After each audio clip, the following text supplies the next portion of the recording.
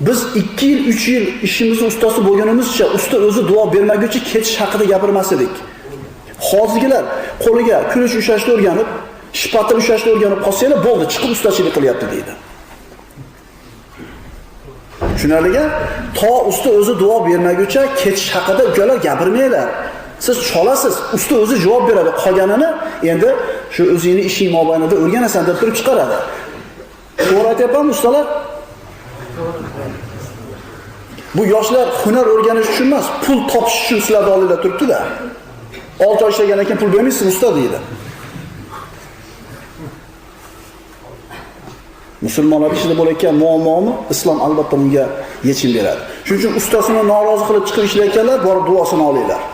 Borib xizmatini qilinglar. Ko'pchilik aka-ukalarimiz masjidlarga kelib ma'ruza eshitamiz. Ehtimol ilm ham o'qiymiz.